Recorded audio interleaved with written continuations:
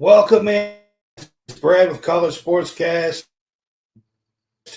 After a break, we are back. We got a lot to talk about tonight. Can I please have your attention? There's all a commotion around here. What are you talking about? Let them yap at you. It's actually very exciting.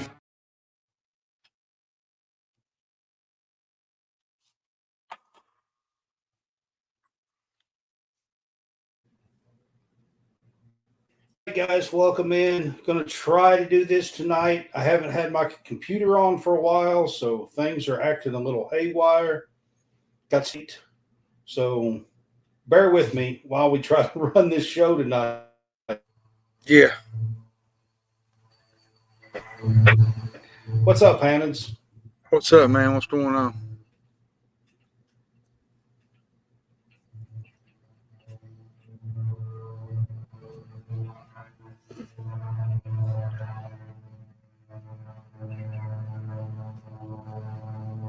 All right. Did you hear me, Hammonds? Yeah, a little bit. You're freezing up.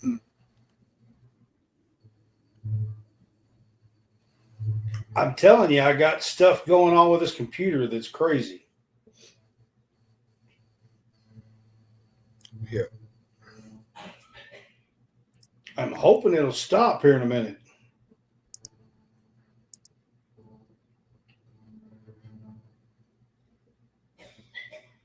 All right, man. If you're on Facebook with us, you can help support us by sending stars or subscribe for 99 cents a month. Yeah. It does give you your own subscribers page and your own chat.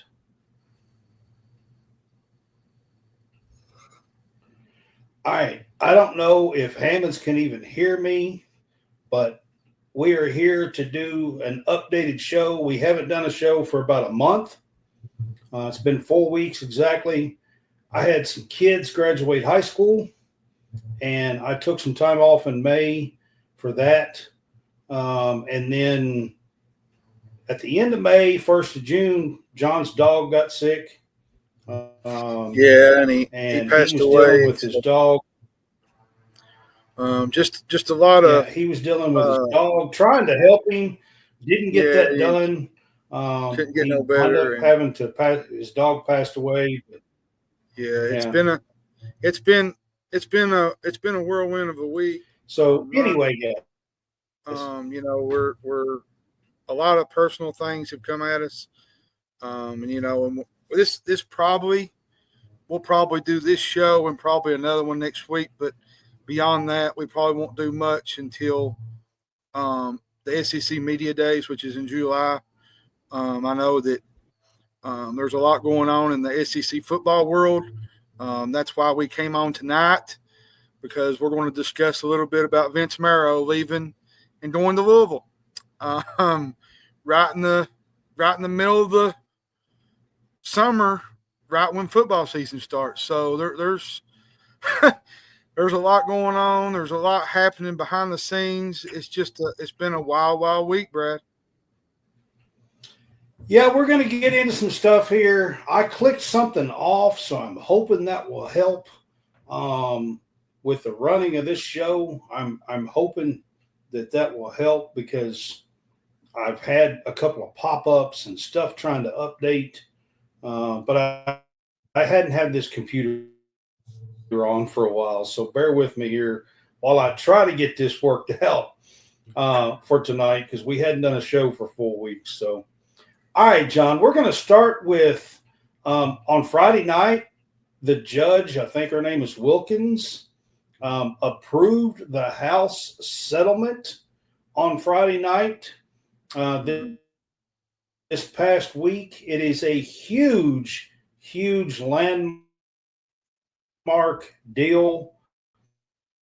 It goes into effect July, and schools can now pay kids revenue share. Mm-hmm. There's a lot of other stuff. We're going to kind of dig into some of this stuff tonight, but what's your initial thoughts of the judge finally approving this thing? They put it off like 2 months. Well, I mean, I think it's a good thing. I think you got where now schools can pay the players They get it kind of takes away the whole pay for play thing. It kind of adds a little bit of new dynamic to things, where we can have a little bit more relevancy and get out of this pay for play stuff and kind of get back to the regular football, so to speak. But this kind of leads into Kentucky more so. Yeah, it kind of leads into more so regular football. Yeah, because with Kentucky, I think it's going to hurt a lot of these like say you're a basketball school. I'm not even talking about Kentucky. I'm talking about just teams in general. You're a basketball school. You're not going to get as much money as you would for football. And that's the tough break of this whole thing. Yeah, we're going to dig into that a little bit later as I go through some of these tabs. That's what I wanted to dig in with it, because that's where I was kind of wanting to just kind of charge with it. This is a landmark deal for college sports. It's the first time ever in like 106 years that the schools have actually been able to pay their athletes. And it is a huge landmark deal. Now, the biggest thing within this landmark deal is revenue sharing. Each year, there's going to be a cap. There's a max that can be spent. There's now a cap, just like a salary cap in the pros. Right now, for 2025-26, it is expected to be $20.5 million that the schools can revenue share with their athletes. I think it was said that I think in year one they could share up to like $20.5 million. I think that's 22% of the revenue. Like media rights, ticket sales, sponsorships, stuff like that. So also within this, NIL is no longer going to be pay for play. Anything over $600 has to be approved by a new clearinghouse. Now, I will dig into that a little bit more, but what this does is, so your collectibles, where people are just saying, we'll pay you $4 million to come here, well, no longer, it's now against the rules, just like it used to be. Anything over $600 has to be approved by this clearinghouse. And the real kicker of this, John, is this. And if you can see my notes down at the bottom down there, NIL must be backed by endorsements now. Over 70% of what we have seen over the last 2 or 3 years that was in collectibles would now be denied by this clearinghouse. Well, in another part, the NIL is actually going to have to be backed by an endorsement, meaning it don't have to be it don't have to be Gatorade or Nike. It could be the local, a local sporting shop, or it could be the local diner, or it could be the whatever, but it actually has to be backed by an endorsement. I think too, the NIL now. And somebody had mentioned yesterday, like, how will this impact like other sports? Like, the settlement also has like roster limits. It's going to reduce the number of players on teams. I think it's going to make a major impact, Brad, on, the Olympic sports. Their scholarships cost as much as that of a football team or a football player, but they don't produce revenue. And I think that's going to hurt them more than it's going to hurt the college basketball and college football side of things. I think you're going to like swimmers, Olympic athletes, people that run track. I think you're going to see a lot of issues in that regard more than you would in college football and college basketball, because I know that where I live, they've already cut the swim team out at one of the colleges. Like their whole swim team was pretty much cut. But before this was approved, there was a grandfathered in for all those athletes that were being cut. So now, technically, let's say Grant Derbyshire, that was on the team as a walk-on last year, Zach Toe, who was on the team last year, they will now be grandfathered in if they want to be on the team, even though the roster limit is set at 15, because they were on the team last year and still have eligibility. Technically, Coach Pope can grandfather them in and put them back on the team. And for next year, he could actually carry 17 players. So all those players that were cut for the roster limits can actually be grandfathered in. Doesn't mean they will be, but if they can be. I think you can add to the fact. But here's now, what I like about it. Well, and you're going to add more roster spots to teams like basketball. You're going to get more roster availability. You can add maybe one or two extra players. Say you're going through the portal, you can add a couple more guys. I think that's going to help 15 a little bit. scholarships now instead of 13. But the problem you're going to have with that is, we talked about this earlier in April.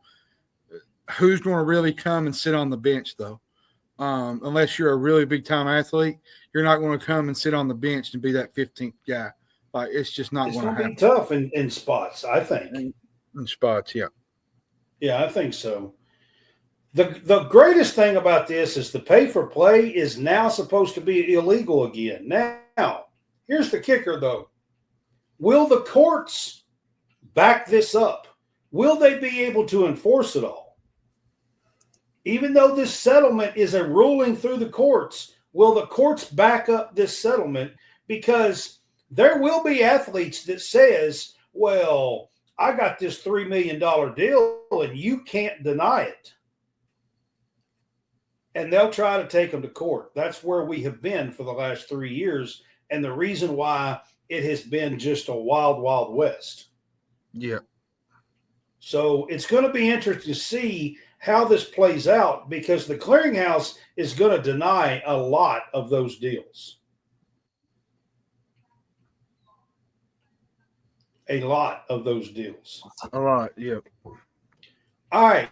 Here is another thing that was pretty interesting about the new House settlement. So football is king, okay? College football right now is king. SEC is one of the premier college football leagues. That and the Big Ten is pretty much the two premier college football leagues. The SEC was trying to set limits for this roster share, revenue share, okay? They were trying to say 75% would go to football and only 15% would go to basketball. 5% would go to women's basketball, okay? Mm-hmm. The other 5 would be split between all sports, the other 5%. But here's the deal. They wanted to actually set a limit where football was 13 to 16 million of the revenue share, and basketball, men's basketball, could only be up to $3 million. Well, Kentucky loudly protested a basketball limit being put on the Kentucky program. And John, if you've been keeping up with this, Pope went out and spent like $15 or $20 million this year for a roster. He did. Did he not? And I think with that roster, you even told me back when we had all these players come in, and you said you better get to the Final Four with that type of roster. You better at least get to the Elite Eight. because, I think there'll be a lot of noise if he doesn't. But here's the deal. These limits, okay, the rumors is that Texas spent $40 million for a football team this year. This revenue share is cut off at 20.5. It's a cap. It's supposed to be a hard cap. Well, and I think too, Brad, that's why this whole Vince Marrow thing is going on. It is. And like I said down there, football, basketball wars will be going on within the athletic departments. Because you got programs that are going to want to spend a shitload of money for football, and then you got programs that are going to want to spend a shitload of money for basketball. Well, you got to think, Kentucky's a basketball school. But in order to compete in the SEC, and I've said this but over and over. The TV money is loaded on the football side. It is. I agree with you. But if you're going to compete to where you can, beat some teams, do like Kentucky did last year, beat an Ole Miss, win some games, you're going to have some money to spend in the bank to win some of these battles, because if you don't, Kentucky football is going to be left behind in the dust. And if you're left behind, I'm going to be honest with you, John. If Kentucky football becomes the doormat of the SEC again, I'm not going to pretend that we ain't been there before, but if we become the doormat of the SEC again, I don't think our athletic program, basketball, will not be enough to keep up with the Oklahomas and the Texas and the Alabamas, the Georgias, when it comes to athletic department revenue. We're going to be way behind the 8 ball because basketball can't keep up with it. Texas and Georgia in football last year done over $135 million in revenue. Well, and I'll wait a second. The top two in basketball revenue share was less than $40 million. 135 to 40. Basketball can't keep up with football when it comes to return revenue coming in. But I'll say this with the whole Marrow thing. The whole program as a whole, the last 2 to 3 years has been going, you know it, Brad, it's been going in the wrong direction. But, I have my piece about what Vince Marrow did, why he did it, or why he didn't do it. But here's my biggest problem with it is jumping ship at this time of the year. That just looks really, really bad. Not so much. Who does it look bad for? Does it look bad for Marrow, or does it look bad for Kentucky? Because I think it looks bad. That's what I'm saying. It looks bad for Kentucky. I think it looks bad for Marrow, to be honest.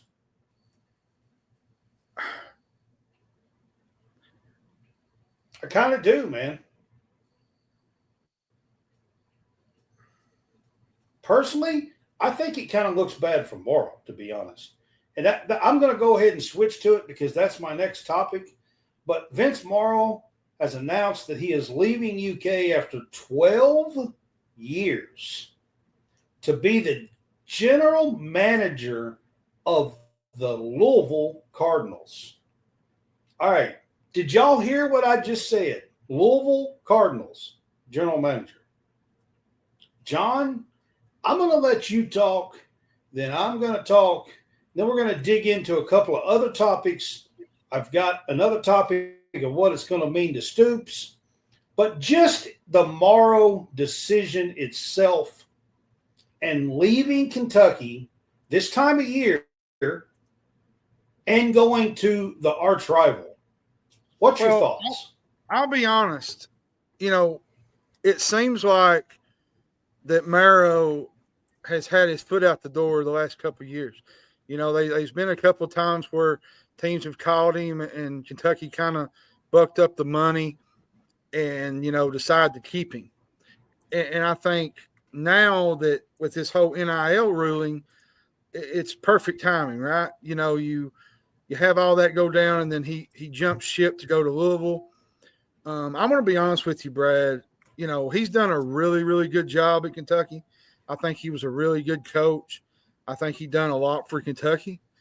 But I think his recruiting fell off the last, couple years. And I'm going to be honest. I don't think it's so much him as it's just the whole room, the tight end room. It's been bad since C.J. Conrad. The tight end room has not been great. I remember when Kentucky used to run a lot of tight end plays over the middle. They stopped a lot of it. I don't know whether it was just they was trying to go to a new brand of offense when they brought in the new offensive coordinators. But I hope I'm wrong, Brad. And I say this with all this within me. But this season has the potential to be our worst since Joker was roaming the sidelines. And I know that sounds – well, I hope not. Well, I'm just saying there's not a lot of, enthusiasm right now. There's a lot of folks that are giving up their season tickets. I've talked to 2 or 3 people that have gave up their season tickets. I'm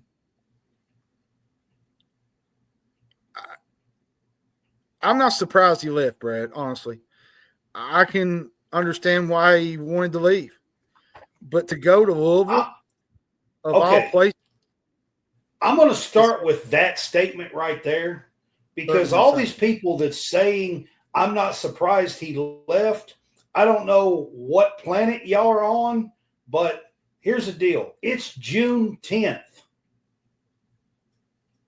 You do not leave a football program on June 10th. If you're not surprised that a coach left a program on June 9th or June 10th, then you got some kind of issue following college football because that's not a time frame where this crap happens. 2 to 3 months ago, I received word that Louisville was looking at and offering Marrow this same position, okay? Like 2 to 3 months ago. I was told at that time that Marrow was staying put. He even went on KSR and told everybody that he was staying put. Yeah. Told Matt. Now, he told Matt, he went on KSR and told the world that he was staying put. I was told at that time that Louisville was an option, that he did consider it, but he had decided to stay. I'm sorry. In that case, Marrow screwed up here. I mean, I'm just going to be honest with you. And this is beyond some other stuff that I'm going to get to in just a few minutes. But this is, you don't go back on your word. Okay? If you're not surprised by this, I don't care where he thinks the program is right now. I don't care. You have committed to this season. And for me, that's where I'm at with this. And I think it's a bad look. I think it's a bad look for Vince Marrow. I think it's a worse look for Vince Marrow than it is for Kentucky. I know the vast majority is saying how bad it looks for Kentucky. I actually think this is a worse look for Vince Marrow. The one thing that a recruiter needs when he goes in the homes to talk to parents is his word. And I'm going to tell you right now, Vince Marrow just went back on his own word for the whole world to see. I'm going to be honest with you, Brad. I'm going to say this. I'm going to say this. I've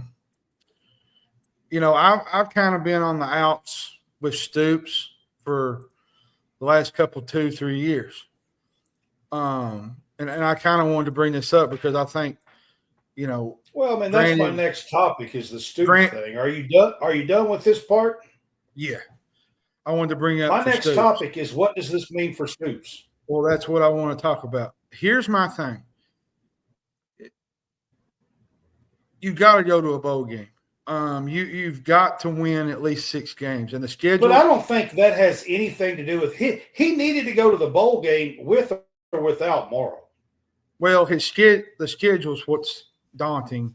Even Toledo. Is, but Marrow leaving doesn't have anything to do with that, is what I'm saying. No, I'm just speaking in general about Stoops. I'm not really talking about Marrow. I just think here's my way of thinking about Stoops. I just feel like, Brad, we're never really going to be able to get an actual coach that can make us competitive in the SEC. It's going to be tough, John, especially in this new age world that we're living in with the money limits and basketball trying to be king. It's going to be tough in the SEC.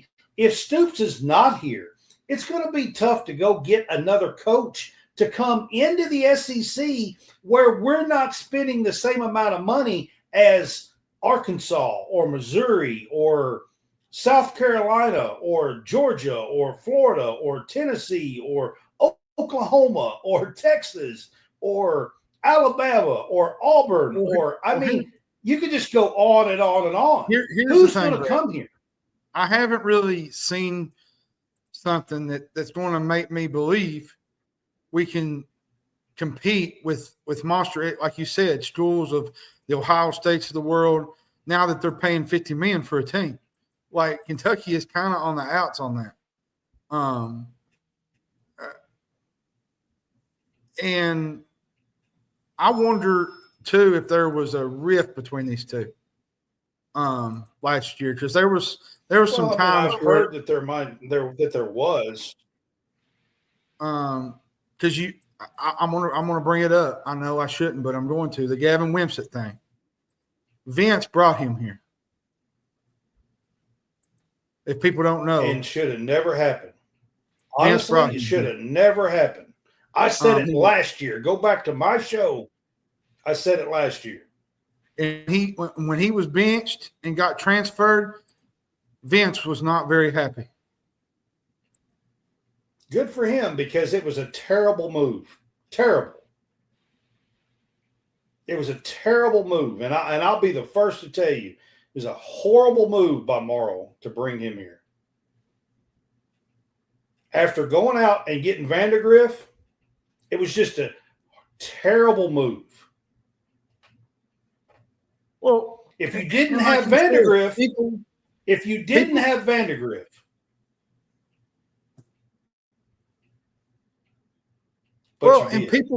people can say what they want about Marrow, but he was a top 10 college football recruiter. And now Stoops is now without pretty much his right-hand man, his right arm. I just see it's hard to see how he survives at this point without some major changes. Well, let me tell you a little bit on my side of how I think that he could go about doing that. One, he now has a chance to go out and get in the NIL industry. He had, with the stuff that's going on, he has a chance to go out and get an actual top recruiter again. Okay. 1. All right. 2, I've already been told that CJ Conrad might be stepping in to fill the role this season maybe in an interim position, but that he might be willing to step in as the tight end coach. I'm not talking about recruiter and all that. I'm talking about as the tight end coach, C.J. Conrad. C.J. Conrad is the last good tight end offensively that we've had. The one thing that Marrow has done recently, the Gavin Wimsatt thing, I already talked about that. But here's the deal. He's been the tight end coach for 12 years at Kentucky. We've had one tight end in his 12 years that's caught 30 passes in a season. C.J. Conrad. Let's give Conrad a chance this year and see what he can do. I'm going to be honest with you, Brad, spot. And then I'm going to add this to the whole Stoops head coach thing.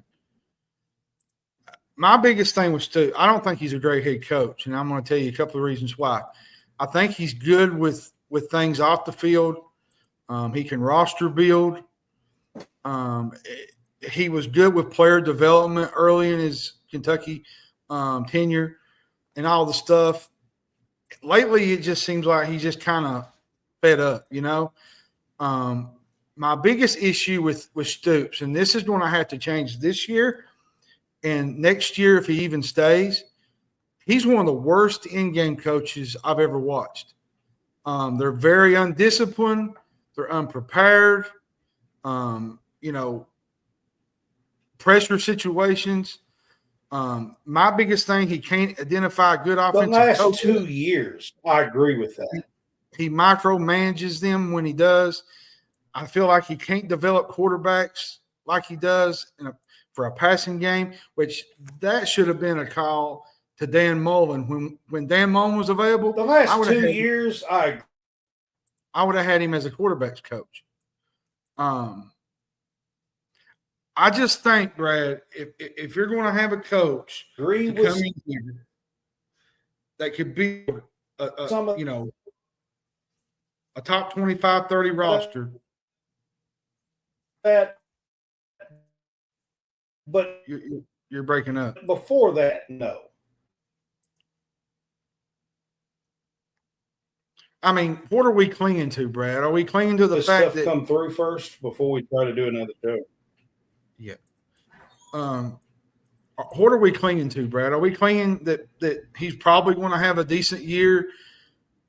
If he don't have a good year, are the fans going to run him out of Lexington because they can't get the type of play? Like, this is a big year. I'm going to be honest with you, John. At this point, wait a second. At this point, as far as Stoops, I would not be surprised if he can't get the kind of money that he needs to compete for football within the SEC.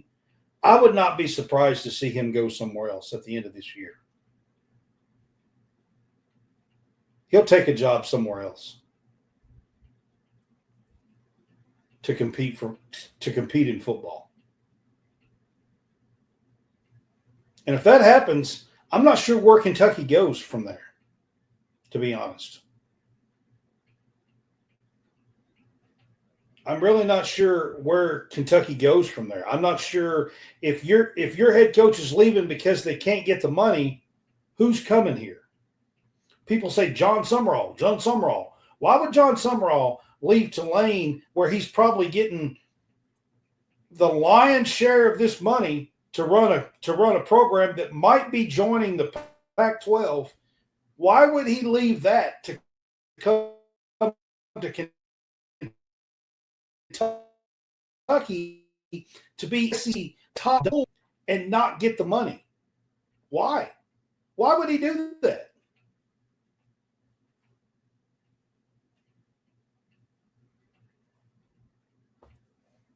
I don't think he should, to be honest. That's my opinion. Well, you got to remember last year when everything was kind of going sideways, I feel like Mitch Barnhart missed his opportunity when everything was going amiss among the program. I think if this don't get no better, this could be a death spiral that could go down into mediocrity, Brad. And I've seen Kentucky I think football. we're already seeing that we're headed there. Listen, I've watched Kentucky football since I was a kid, and you've probably seen some better teams back in the early 80s and 70s. But I remember when they never even won a game back in the early 90s, where fans didn't want to go to the games. You was lucky to get a ticket. You was lucky to even find a ticket because everybody was throwing them away. If it reaches that point, does Kentucky football ever get back to where it needs to be? Can we have another? I'm telling you, it looks pretty bleak. With the basketball program demanding as much money as they are and having a cap, I'm going to be honest with you, John, it looks pretty bleak for Kentucky football right now. I'm going to say this. I think that's part of the reason why Marrow left. I think that's part of the reason why Marrow made this decision and went back on his word, like I just talked about, is because the money is drying up and the money is not there. Well, if this is the case, then, hey,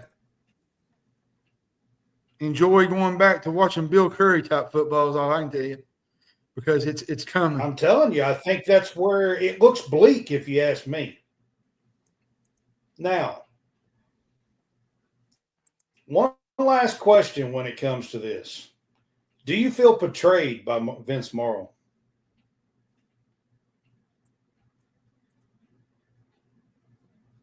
Not really. I mean, look at the whole Arkansas to Cal thing. And I feel betrayed by it. Well, I mean, you look I know. I mean, honest with you. Like Cal talked to Arkansas. Cal tried to get back to Kentucky, and you know what Mitch said? Mitch wasn't having it. He said, you know what? See you later.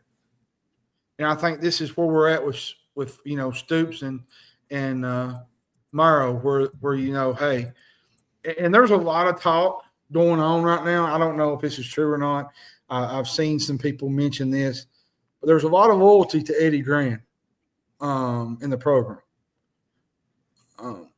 because Stoops and Eddie Grant are pretty close. They've been friends for a long time.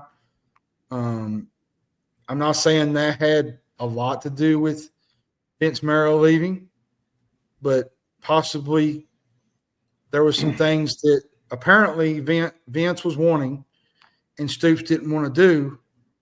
And Vince said, you know what, I'm out, and left. But I don't know if that's true or not. I know, you know, a lot of people. I'm going to break this down for you as a diehard true Kentucky fan, okay? Vince Marrow has spent over 12 years wearing the blue and white. 12 years recruiting for the blue and white. 12 years competing against the Louisville Cardinals. And I don't know about you, but I specifically remember Vince Marrow in photos all the time with the L's down. I mean, here's my deal. Vince Marrow has spent a fifth, 20% of his entire life coaching the Kentucky Wildcats, recruiting and coaching the Kentucky Wildcats. If you don't learn a little bit of respect and Kentucky tradition from that, and who their rivals are from that, when you spent 20% of your entire life, I don't know what to tell you, man. You ain't got a soul and you ain't got a heart. You ain't got a brain.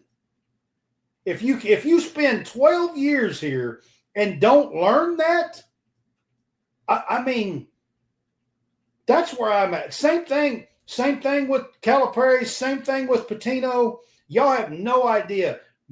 I don't even talk about it very much, but I despised Rick Pitino, and I loved that man.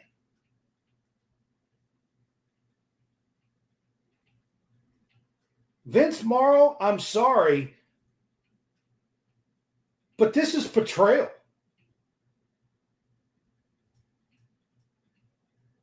Plain and simple.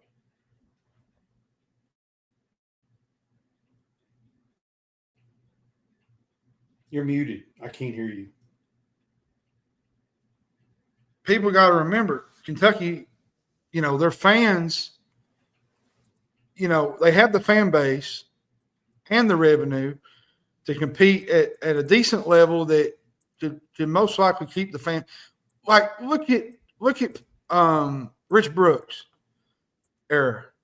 He didn't have a lot of great players, but they came in and they just won. He put some in the pros. They didn't spend a whole lot of money back then either. No, but he developed them. He brought them in, and eventually they ended up – there's a lot of those pros that ended up in the pros because of him. And you got to remember the Benny Snell era.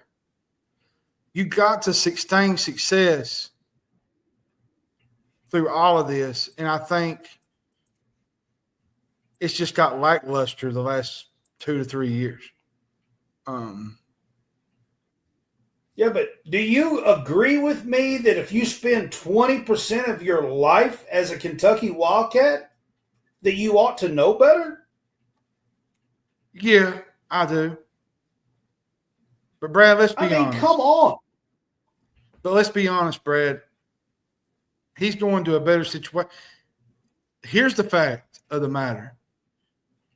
In this era of NIL and now with the settlement, Kentucky ranks at the bottom, okay, in the SEC in terms of financial for athletics. We're screwed in football, honestly. We need some kind of fundraising type thing. I think we have to be honest, Brad. Would you rather pump a lot of money into football to maybe get, say, a 10-win season every once in a while? Or would you rather compete for a national championship in basketball and actually have a chance 2 to 3 years every year? That's where we're at. And I think you're going to see a lot of prioritizing basketball over football. And if that's the case, Kentucky football might as well be dead, because football pays the bills, but Kentucky basketball pays the product. It won't if they go down that path. Football will not pay the bills if they go down that path. The whole athletic department is going to be behind the 8 ball. I'm telling you. If they go down that path. I'm just saying you this much, Vince Marrow, from where I stand, myself, from me, I'm telling you straightforward, I hope you fail. I hope you fail. I hope you're miserable. I'm just going to be straight honest with you, man. If you didn't learn after 12 years, you got to be a straight dumbass. And that's just all I'm going to say, to be honest. That's the way I feel about it. I don't care if you played some kind of crap pro league with Jeff Brom or not. I could care less. You didn't spend 20% of your life committed to a program.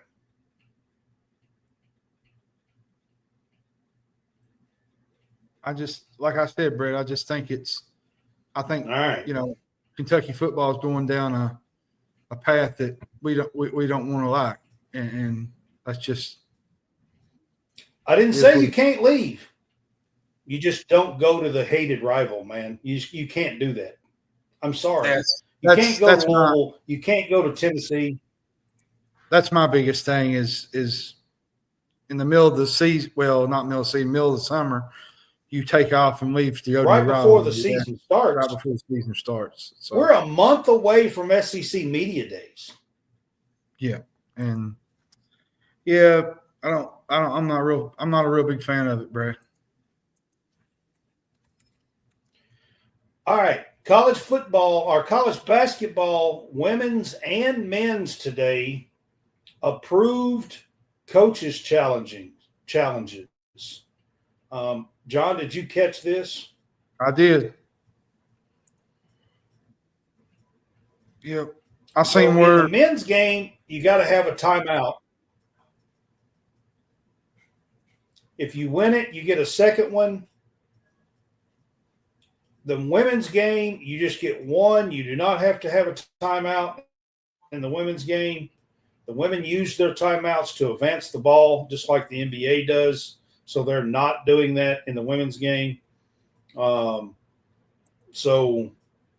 both of them have approved coaches challenges. Now, what I don't know is what all is going to be included that you can challenge just yet. They haven't really come out and said what plays. Is it going to be a foul? Can you challenge a foul? Or does it have to be like an out-of-bounds play? Or does it have to be a goaltend? There was one where the officials will not be permitted to use video review for out-of-bounds calls unless a coach challenge is used. And there was according to a press release, this is what baffles me, is the NCAA Men's Basketball Rules Committee does not believe the standard end-of-game reviews cause substantial interruptions to the flow of play. Are they stupid? Oh, me, that's almost. I mean, good grief. Whoever said that needs to go back to first grade. Yeah, like, I don't know, man. Oh, I'm serious. Whoever said that needs to go back to first grade. Now, here's another one. The continuous motion. All right. So what we will see is coaches' challenges, kind of like there is in the NBA. If you've been watching the NBA playoffs and stuff, there's coaches' challenges in the NBA.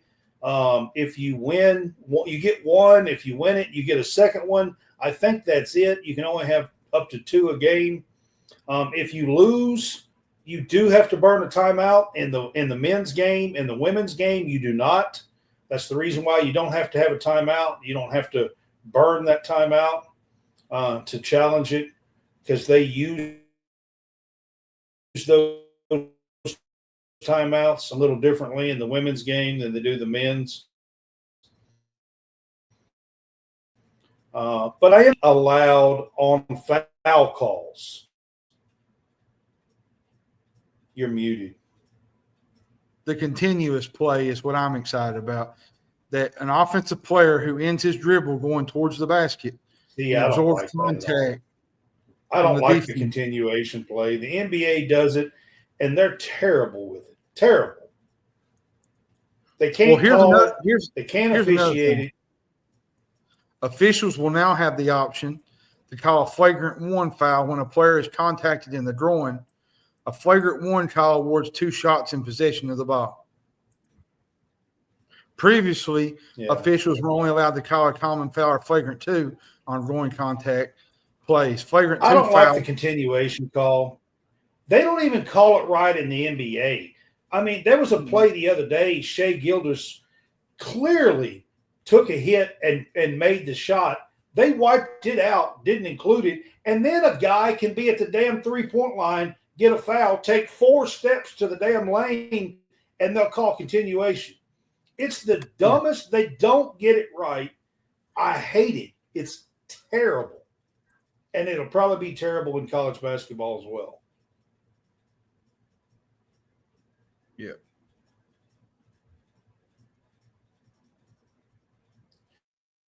All right, John. I have a question about the women's game. Kentucky, Coach Brooks, only has 12 players on his roster. Mm-hmm. He knocked off some players, including Cassidy Rowe, early on in March when they were knocked out of the tournament, or midway through March when they were knocked out of the tournament.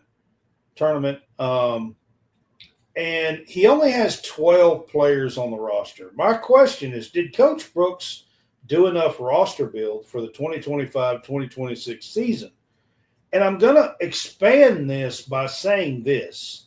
Last year, he had 13 players on the team. There was 13 available scholarships. This year, there's 15, okay? Yeah. He had 13 available scholarships last year. But in late July and early August, 2 of those players got injured and did not get to play the entire season last year. My question is this: has he done enough with the roster in case of injury? Because he ought to have learned a lesson just last year. If 2 players go down before the season starts this year, where's that going to leave this team?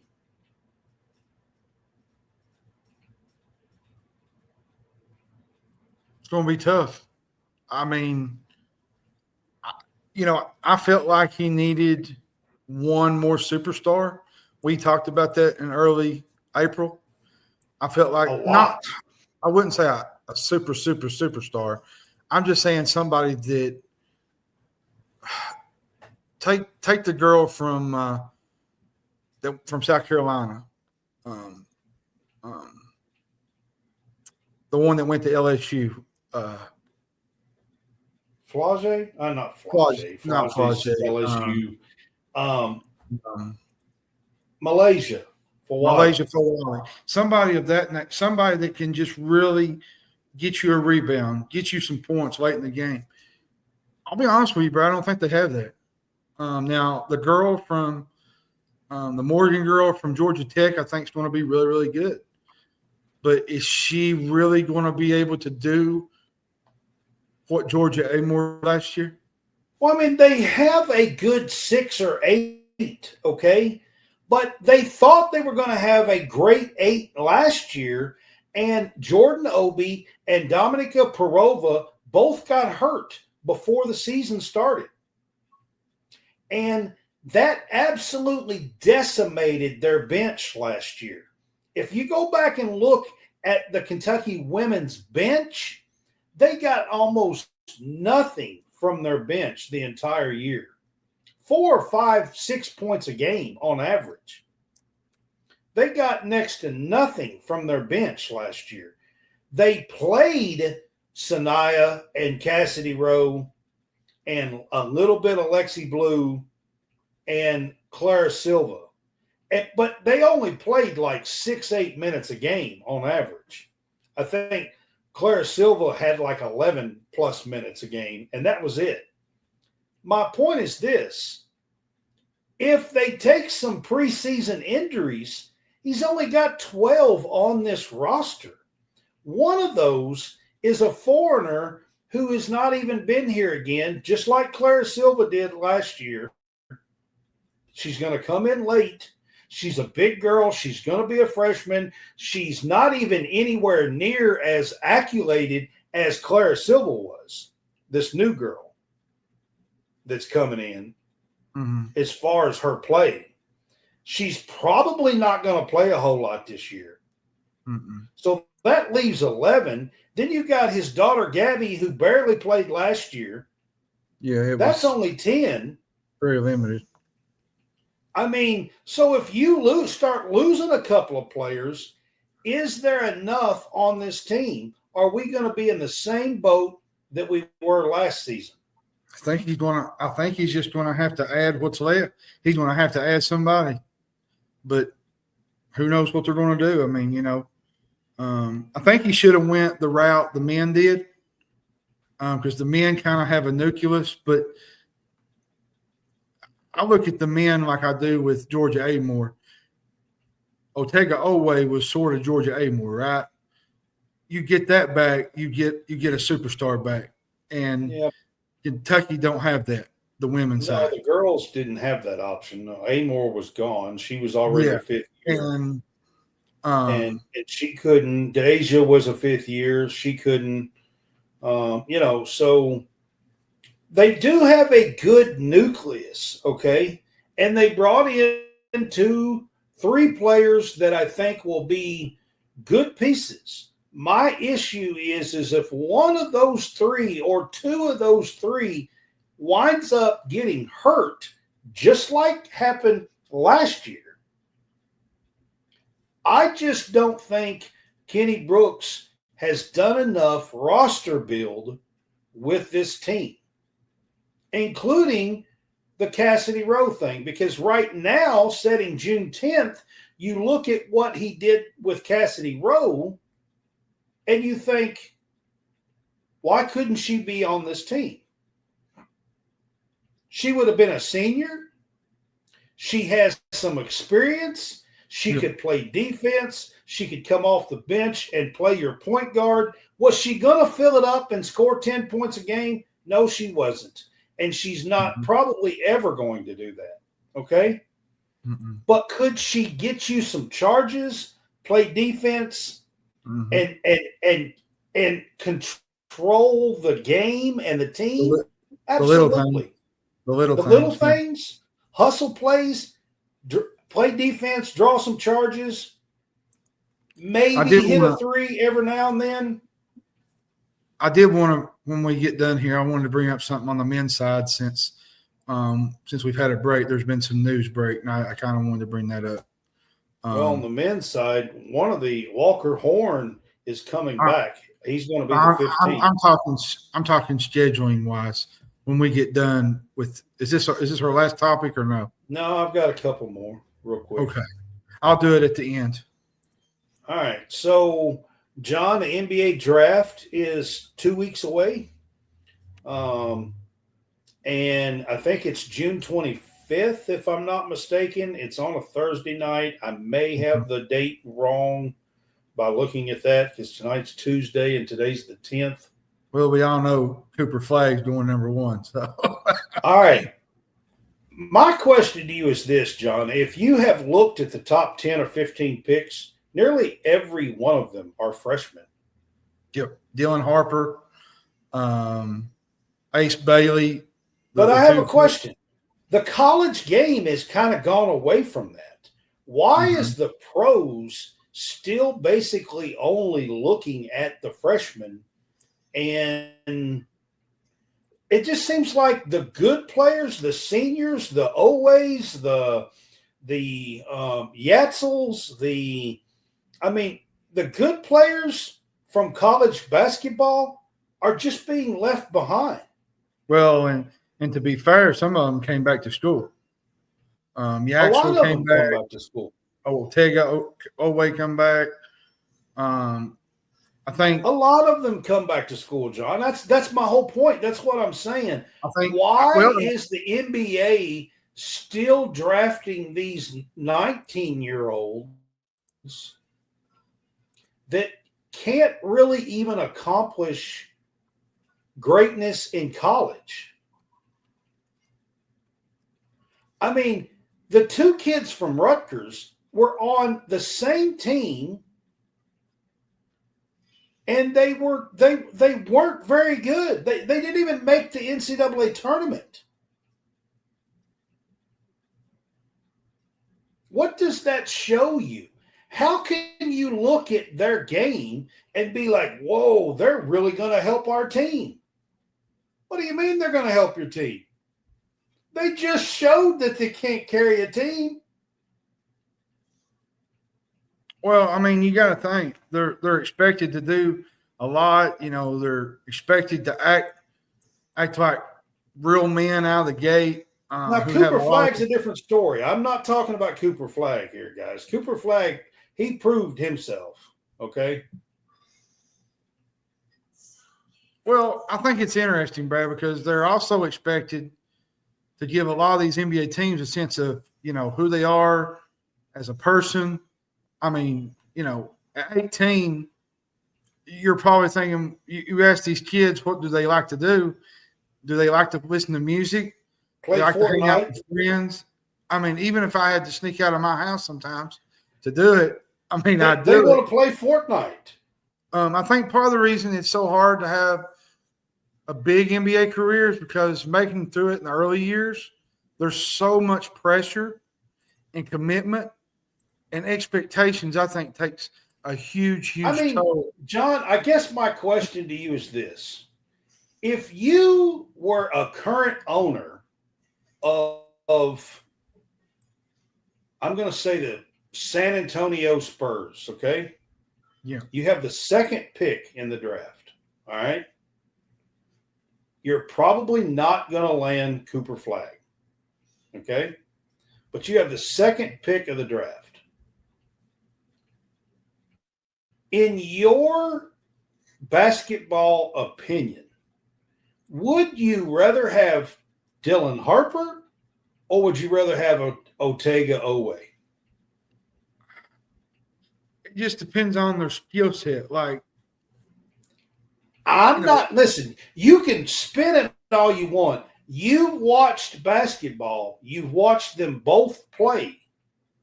Would you rather have Dylan Harper or would you rather have Otega Owe? I'd rather have Otega, but as for potential, I would like to have Dylan Harper. But does that potential really come out in the 2 or 3 years? Like, does it really? Because you got to think, Brad. A lot of these fans are putting their hopes and dreams for these kids. Like, there are people that are given multi-million contracts, and they're the same people that will give them death threats on social media. Through angry fans, opposing teams. Like, it's a double-edged sword, if you want to say. Like, you really want these guys, but then if they don't do good for your team, you're ready to throw them out the back door. That's basically what. Well, I mean, you look at the draft last year, and the top 5 guys. If you look at the draft last year, the top 5 guys, I'm gonna be honest with you, John. They really didn't do much. They didn't impress me. Look at SGA, and for those that don't know who that is, it's Shai Gilgeous-Alexander. Goes from a really good player to maybe one of the best, to maybe the best in the NBA. Like, but it can happen. But Shai's already been there 7 years as well. So yeah, he's had time to develop and make some headway. But let's be honest, Shai is above and beyond what usually happens. Yeah. I mean, that's not to be a top 3 player, an MVP in the league. You're not going to catch that in a bottle every damn day. I mean, that's just not going to happen. And speaking of Shai, I'm excited about this NBA Finals. Have you been watching it? I am too. I've been watching. I love the NBA playoffs. I really haven't been paying attention, but I have been watching the NBA Finals. So, I've been watching the whole playoffs. I love the NBA playoffs. I do not watch the regular season. I used to watch some, but I used to watch Kobe some, even in the regular season. But I'll be honest with you, I do not watch the regular season much anymore, but I love the NBA playoffs. Always have. I've been a Magic Johnson fan since 1980. I have always cared about the NBA playoffs. And Shai Gilgeous being in there and doing what he is doing is exciting for me. I really love the kid.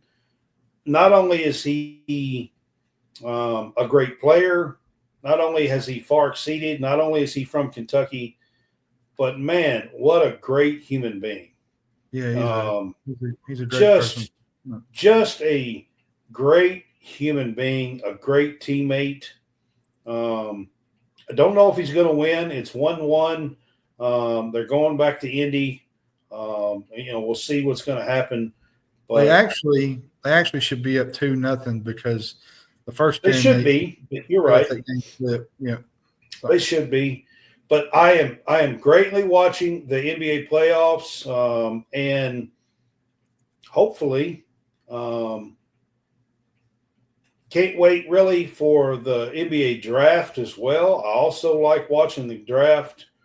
I just don't really understand what is going on because the entire game has shifted away from these 18 and 19-year-olds. It has. But the NBA still seems to be drafting these 18 and 19-year-olds. Well, and pros do it too. I mean, NFL does the same. And it doesn't go with the way the game has shifted, if you get what I'm saying. And I got to add, while we're on this topic, big news. College Football 26 is coming out pretty soon in July. I'm pretty excited about it. All right. They've added some really new things to the mix, Brad. They got dynamic lighting in the game.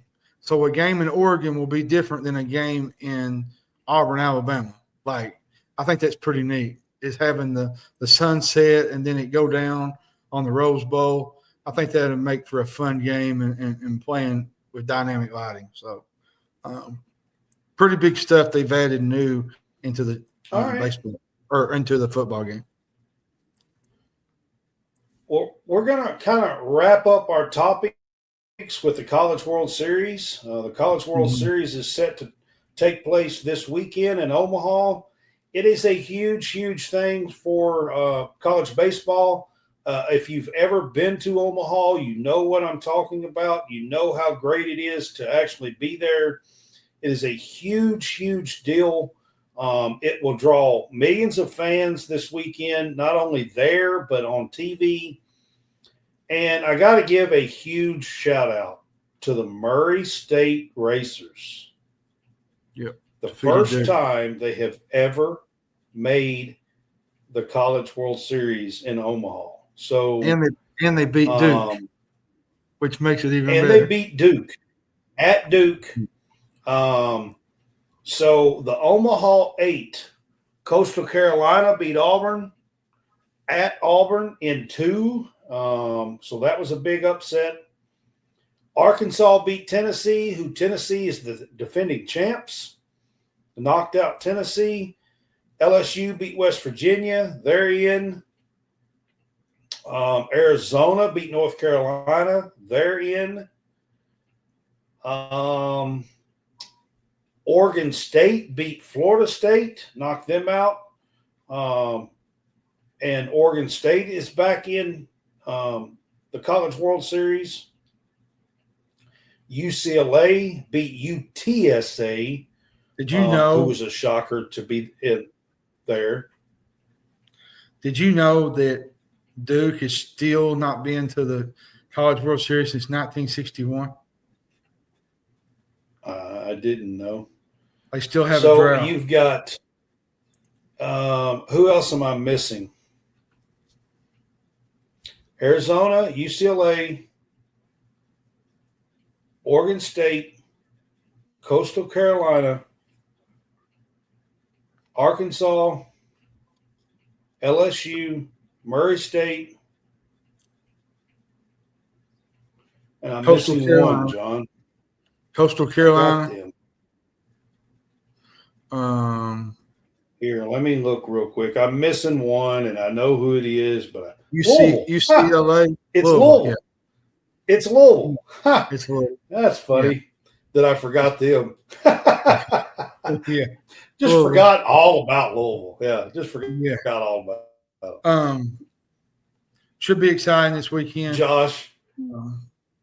I kind of wanted to say something. Will Elmore's here. He's probably laughing at me because I forgot completely about Louisville. I wanted to bring this up before we go, Brad, because a lot of people don't know. A lot of people do know. Kentucky before we get off the College World Series, I'm going to pick a winner. I think I'm going to take the Arkansas Razorbacks as my potential winner. I'm taking Arkansas. I think Arkansas has the best team of any of them. I think I'm going to take Arkansas to win. I will say that my College World Series. My sleeper is going to be Coastal Carolina. Joshua's going. Said looking forward to the 600-mile drive. It's a special place, man, to go to Omaha. I was just talking about it. So, Yeah. And Louisville going back, they got a good coach and been there. I'm sorry. Honestly, as a Kentucky fan, I should have remembered that Louisville got there, but I wanted to bring this up real quick before we go. I don't know if a lot of people knew this, but Kentucky has added 2 exhibition games in basketball since we've been gone. They added Purdue and they added Georgetown, which should be very interesting, to say the least. This is the new way of kind of scrimmaging everybody early in the year. I don't know how to feel about these exhibition games. I know everybody's super excited about it, but it's so weird to me. I don't know. Do you not play some of your better players and let some of your others come in, even though you're playing a top team? It's just kind of weird. I don't know how you handle that in a way. I don't know. Call me crazy. I just kind of wanted to bring that up. And not sure if we'll do a show next week or not, but let some major news hit. All right, guys, some media opportunities. If you or anyone you know lives near Gainesville, Florida, and would like to cover the women Gator basketball team, contact us. I should be able to get you in for games. You do not have to go to them all. You do not have to go to all the home games. You can kind of pick and choose. If you're going to do this, I would like for you to go to at least 5 to 8 of them. There's usually about 16 or so home opportunities on the women's side. I would like to see you go to at least 5 or 8 of them if you are interested in this. But if you or anyone you know is in or around Gainesville, Florida, I do have an opportunity for you to cover the Florida Women's Gators basketball team. Also, Kentucky volleyball, thank you. We are proud to say that we are going to be covering you guys again this year, Kentucky volleyball, here at College SportsCast. And I got to give a shout out to Eric Bird. He's going to be on with us, kind of joining us as a photographer to give us some professional photos. And I appreciate Eric Bird at Bird's Eye View. Give him a shout out. Media opportunities as a photographer. So just a few things to talk about here. It's a great opportunity. You don't meet people like Brad and John very often in the business. Thank you. It says Joshua Elmore. We kind of know him as Will. But so if I call him Will, everybody's going to think I'm absolutely crazy on the show. But anyways, we kind of talk to him and know him. He is a Stadium Rant guy with us. It's the top right-hand corner there. Speaking of Stadium Rant, I got to get back to riding, man. It's been a slow. I've been kind of taking a break. I told you my kids graduated high school, and just had a lot going on this summer so far. So just kind of taking a break. I'm not sure that we will do a show next week.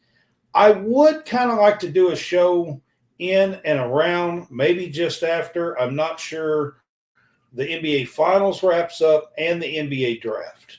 I would like to do at least one more show this month, and then after that, we'll take a few weeks off again before football media days, and then we'll kick off the season 4. So we're just kind of slowing down. It's summertime. Once football gets kicked in, we're pretty much here all the time. So.